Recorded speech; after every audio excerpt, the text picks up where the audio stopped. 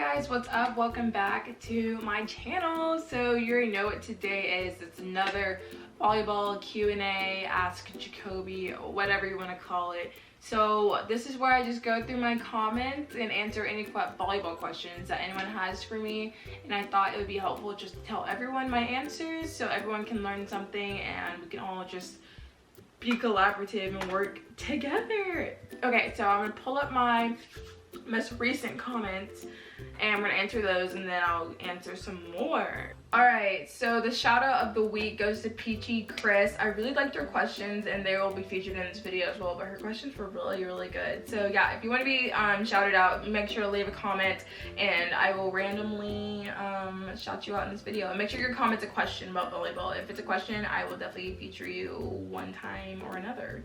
And also let me know if y'all like these longer videos. I do personally, because I feel like I get a lot more information in, but just let me know if you like shorter or longer videos, or maybe something in between. But anyways, let's get into it. Also, if you want to support me, you can by subscribing and liking this video, and also checking out my podcast. I have a podcast, and today's episode, or next week's episode on Tuesday, I will be talking about personal finance. So if you're into that, check it out maybe. All right, let's go. First question. This is from It's Lavender. Wait, I have a question. When you're doing volleyball like this, and what she was referring to was one of my volleyball vlogs, like where I was traveling, I think to like Wisconsin or something. And she said, do your volleyball trips like this get paid, or do you need to pay for the sport? I'm honestly really confused. Okay, so if you're a student athlete, I don't know if this goes for high school, but definitely not club, I know that for a fact. But in college, your trips are paid for. In most circumstances, your food is paid for, your hotel is paid for, your transportation is paid for, your flight is paid for, your hotel is paid for. Now that could vary from department to department. It could vary from Division 3 to Division 1. I know in Division 3, I don't know if I can't remember if we had to pay. I think we have to pay some kind of like team fee at the beginning to pay for like certain things to upkeep the program, but at D1 it's all paid for. Yeah, pretty much you just go and that's it. So that's why I really do encourage playing volleyball, in college, because volleyball really will take you different places that you would probably never ever get to go for free. I wouldn't say it's free, because there's obviously a bunch of hidden fees. Like if you're paying any ounce of tuition, it's really not free. That's just my opinion, but it's pretty cool. It's good to go places. Like volleyball has taken me a lot of places for free. For example, college is taking me to Denver, Colorado. I've never been to Denver, never been to Colorado in my life before then.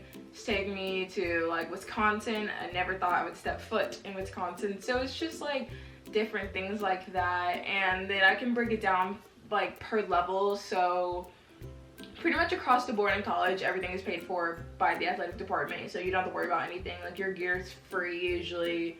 Your shoes are free, and I don't mean free like it's a really complicated answer, because sometimes it's free, sometimes it's not. But technically, I feel like if you're in college, you're always paying for something in some form of courtesy, whether that be your time, your energy, or just straight money. So it's free, but I would take that with a grain of salt. But moving down a level, on the high school level, you have to pay. I'm pretty sure you have to put something towards it. Like for example, my high school, we used to travel a lot. Like we would go to Pensacola Beach, we would go to Florida a lot, we go to Georgia, and we had to like not pay for it, but like we had to put like a little bit towards like our athletic department fee, if you know what I'm saying. Like that money would be used for travel, for gear, for the net, the balls, stuff like that. So a little fee like that, and some colleges do that. And then breaking it down even further for club, the club is just straight expensive, because you have to pay for everything out of pocket, baby. Like your club fee, your uniforms, your shoes, your gear, you have to pay for all that by yourself. And then just being at the club is expensive. Like I'm gonna look up how much a local club is in my area, not my personal club that I went to, because I don't really know how much that was, because I never paid for it. But It's very expensive, I will say, and that's why I get a lot of questions about, well, what if I don't play club? And honestly, club is very expensive, and I can see why people do not partake in that. It is very expensive. So one of the top clubs in Birmingham, let's see, they charge for their indoor season $3,200. So that is very expensive. But do I think club is worth it? Absolutely. It is great exposure. It's great practice. It's great. It's just really good character development, in my opinion. It's really good for you, but only if you can afford it. And if you can't, don't even sweat that. Like, it's not that big of a deal. You can still get your reps in any other way. So club is just really a bonus to me. But what was I saying? Oh, right. So club, you have to pay for your travel. So example, I went to Indianapolis for like the USAB girls junior nationals or whatever it was, I don't know, but we flew to, did we fly or drive? I think we might have drove. I don't know, but I think we drove to Indianapolis from Alabama, which is very far. But we drove there, we had to pay for the gas and all that. You have to pay for your own hotel, you have to pay for your own food. Like, everything is literally on you. And it racks up. Like, sometimes your team will go play out in California. You probably will fly to California instead of driving. You have to pay for your flights, your hotel, everything. So club is very expensive. But once you get higher in level, like once you get in college, usually those fees and all that travel is usually paid for. So I think that's the best way I can answer that. That was a really long-winded answer, but that's a really good question. Moving on. Peachy, okay, this is also a good question. Peachy Chris commented, so I want to start playing volleyball, but I have no idea where to start. What should I focus on? That is a great question. So first of all, she said, so I want to start playing volleyball, but I have no idea where to start. Okay, so if you want to start playing volleyball and you have no idea where to start, I have a few suggestions. So when I was first starting out, I had no clue about volleyball. Like, I just knew some people who played it, and that's it. Like, I'd never watched it, never touched the ball ever, because I was playing basketball. I was like, yeah, that's my thing, like, I'm gonna stick with it. And then my sister ended up wanting to play volleyball, and she was like, oh, Jacoby, like, I can teach you. So she just taught me. Like, she literally just told me what it was. Like, I could have Googled it, but I do value, like, the information she gave me. She really sparked me to go play volleyball. But basically what I did is I got a ball and I went outside and I just drilled myself. I set against the wall, I practiced my serving against the wall, my hitting against the wall, passing to myself, like repetition after repetition. I was out there in the summer heat outside for hours just trying to get my touch on the ball. And did I know what I was doing? No. Did I know what anything was called? Partially, because I used Google. But literally, like, it's just repetition in the beginning. Like, reps will literally, and that's still true even when you get more skill and older. Like, even now, reps are still the key to volleyball, and I will always say that. But so what you should focus on skill-wise, besides like repetition, what I just said, is definitely passing and serving, because passing and serving is the frame of volleyball. You can't really, like, you can't win without passing, you can't win without serving. So you need to learn how to pass and serve. And what I mean by passing is not necessarily digging a ball, because if you're at that beginner level, no one's gonna be hitting a ball hard enough to where you have to dig it necessarily. But you need to work on your platform and your legs. So you can't just be standing up straight and just like this. That's not gonna work. So you have to be in a defensive stance, you know, legs bent, and you want your platform nice and strong, elbows locked out together, like so. And I have a whole tutorial on that. It's how to pass, if you want to watch that. But yeah, you literally just need to work on your platform, your passing, and then after that, you need to work on your setting. And I'm not setting, but you need to work on your serving. Your serving is very important, because that's usually how beginners score points, is serving. So if you have a good serve, you're pretty much guaranteed to score a lot of points. So basically, you need to work on your hand contact and your toss. That's what kills me about little girls or like younger beginners, is that like they don't really understand that most of their power comes from your legs and not your arm. Like, you're not going to be strong enough just at the beginning stage. You're not going to be strong enough to just hit the ball over with your arm, just like standing there like whoop.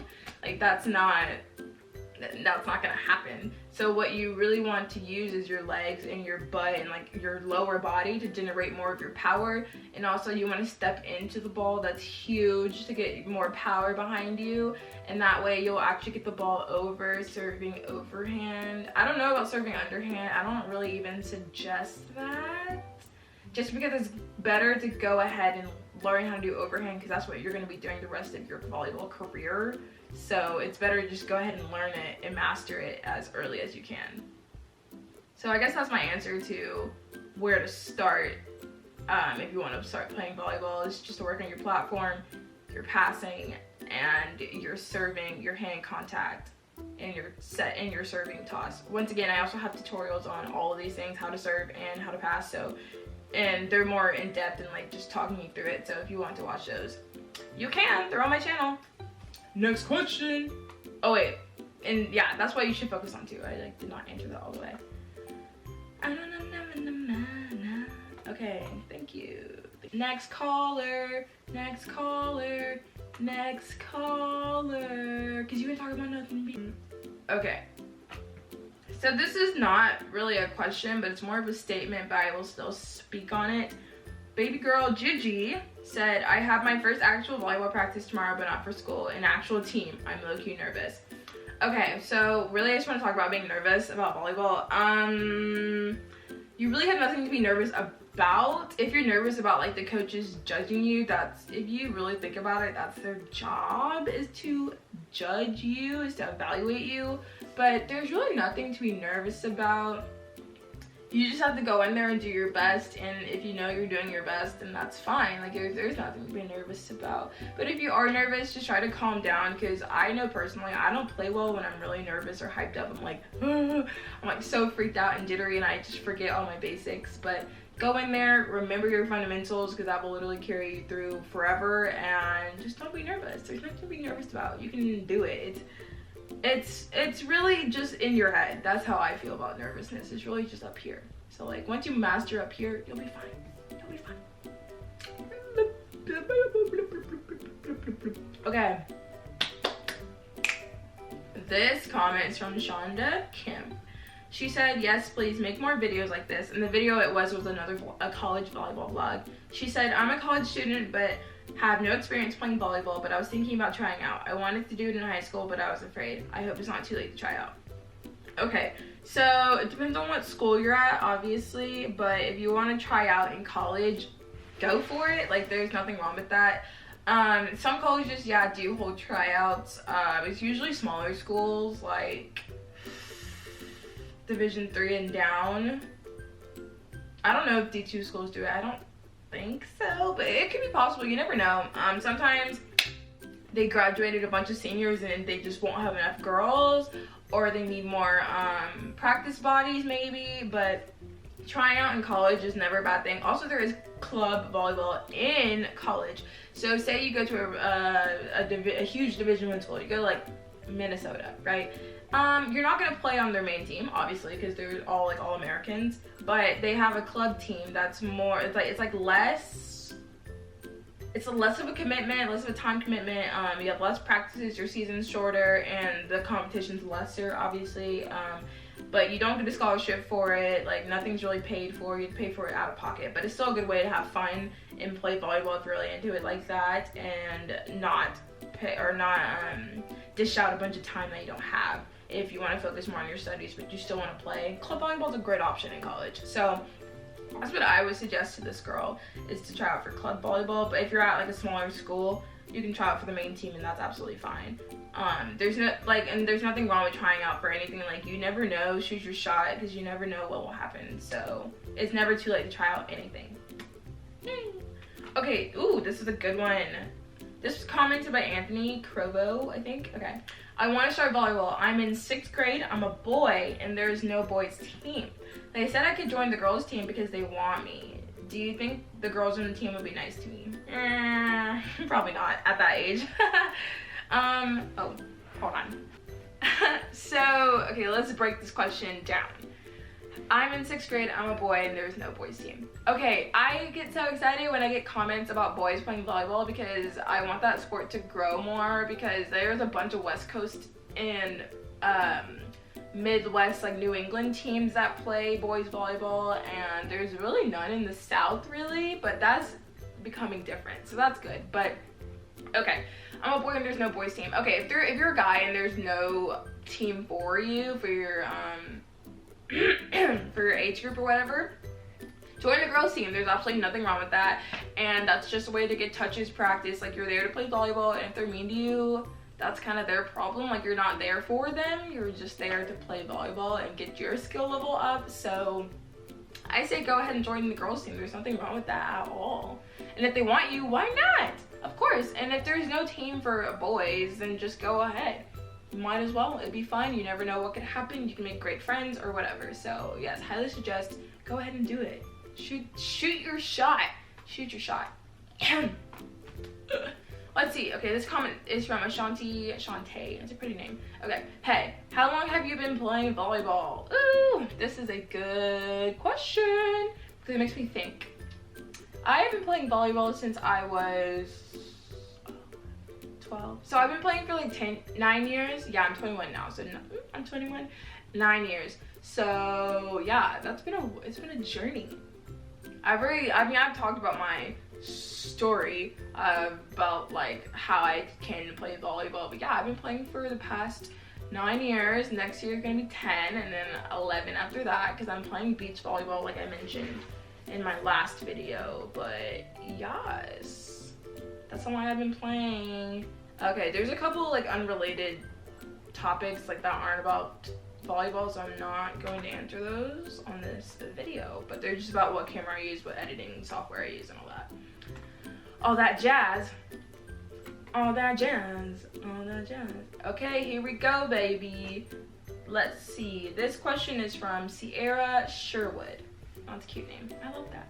Okay, I've been doing clubs since 5th grade. I'm in 8th grade. Y'all are so young. Oh my gosh. I'm in 8th grade, 13 years old. I'm an outside hitter on 16-2, which is a non-travel team, and my dream is to play at USC. I'm so sorry, I keep stuttering over my words. If not, then a team in the Pac-12. Okay, work. I'm going to start emailing coaches with film this club year. Are you old enough? I love your videos and it keeps inspiring. Am I okay? I love your video and it keeps inspiring me because my dreams is going to be hard, but I believe I can do it. Yes, I love that. Okay, so she's really just telling me what she's doing, but that goes to show that like work ethic trumps. I don't want to say work ethic trumps talent, because they really go hand in hand, but if you don't have work ethic, then your talent is pretty much wasted. So this girl, props to you. I just wanted to read that comment to be like, yes, take initiative. She's so young and she's going out there and doing exactly what I told people to do.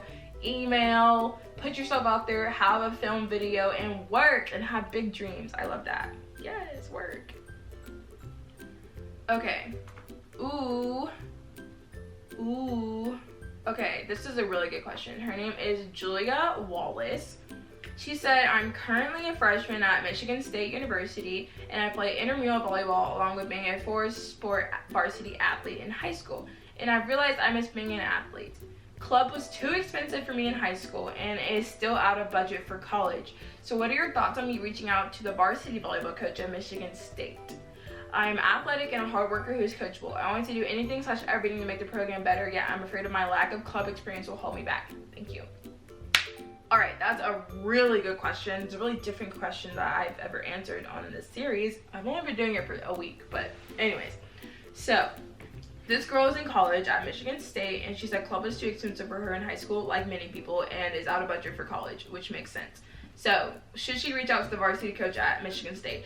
Absolutely. I literally shoot your shot. I've been saying that this entire time. It's okay to like email someone because you really never know the reaction you will get. And especially because she's already a student there. She has volleyball experience in high school. That could mean something. She could be a great player. And she's coachable and she wants to better the program. So I think that she should definitely reach out to a Michigan State coach because you really never know what they could say. And you might as well, since you already go there for the 4 years, you might as well. So yes, go for it. Go for it, Julia. Okay. Kennedy. All right, next comment. Kennedy Wright asked, I've never played travel ball before. However, I'm a junior. I'm going to play this spring and attend college camps. Okay. The holdup is that HBCUs never have volleyball camps, and that's where I want to go. Should I email with film after travel ball season and hope for the best, or what? Do you also think it's possible to walk on as a volleyball player? This is a really good question. Yes, I've been waiting to talk about this one. Okay. So she says, HBCUs never have volleyball camps. That is actually not true. You really just have to do your research for any kind of school, HBCU or not. You really just have to look on the websites on the volleyball page and see if they have camps available. And if not, you can always email the school. You can call the school and ask for the volleyball coach and be like, hey, do you have camps? That's just one way to be really proactive. So you can definitely just Google that, search, do your research, and see what camps you want to go to. And also going to camps is a great idea. I never did that personally, but I always wanted to. But it's a great idea to get in front of coaches like that. So, and plus I know from personal experience, like at camps, like coaches are looking at you, so camps are great. Okay, she said, should I email with film after travel ball season and hope for the best? Really, you're not hoping for the, I mean, I guess you're kind of hoping for the best, but really putting your film out there is just another way of putting yourself out there. So it's not really hoping for the best, because 9 times or more like 8 times out of 10 you will get a response. So yeah, go ahead and email that film, girl. It'll definitely pay off in the end. So, and she says, do you also think it's possible to walk on as a volleyball player? Let's talk about this, baby. Okay, so walking on to a program is not as hard as you think, but it's still recruiting technically. So personally, okay, so for example, I was recruited from my first school, Oglethorpe University, and that's a D3 school. I was recruited for that, so I already had a spot on the team. But when I transferred to a Division I school, I walked on to that team, but it was still, I was recruited. A walk-on means you're just not receiving a scholarship, but you're still recruited. It's a preferred walk-on spot, so you're still recruited. They still can, like you still practice like everyone else, you still travel like everyone else, you do everything that everyone else does, you just don't receive scholarship money. That's really the only difference. So yeah, you can definitely walk on to a volleyball team, but you still need to have the skill and the, yeah, you still need to have the skill and the talent level and just like the work ethic, the grades. Like you need to have everything that a recruited scholarship player would have. It's just that you're not receiving scholarship. So that's really the only difference. So yeah, definitely you can walk on, and I love walk on to a great story. Okay. I guess this will be the last question. Jocelyn Jones says, can you still send and email your things while you're in your senior year of high school? Yes, absolutely. So I actually was just like that. I was really late to the game and started emailing people senior year. I really don't suggest that. I would start emailing people like sophomore and junior year, but I started emailing people my senior year and I still landed somewhere, so it's okay to do that. I would still get ahead of the game a little bit, or try to email people your junior year mainly, but yeah, you can go ahead and send your stuff. It's okay. People are still, sometimes people don't have their classes full already, or what I mean by class is like a recruiting class. So that year that you're going into college, that's your recruiting class, and sometimes they're not filled, or they need an outside hitter, they need a setter, and they'll look for people that are late to the game. So yeah, go ahead and send in your stuff, girl. It'll be fine. Alright guys, that's it for this Q&A. I really hope you liked it. Once again, if you want to be featured in this, let me freaking know and leave a comment on any of my videos. I'll see them, respond to them, and then I'll also give you a more detailed response in this video. Alright guys, that's it. Peace out. See you later. Check out my podcast. Check out my merch. Check out my second channel. Peace.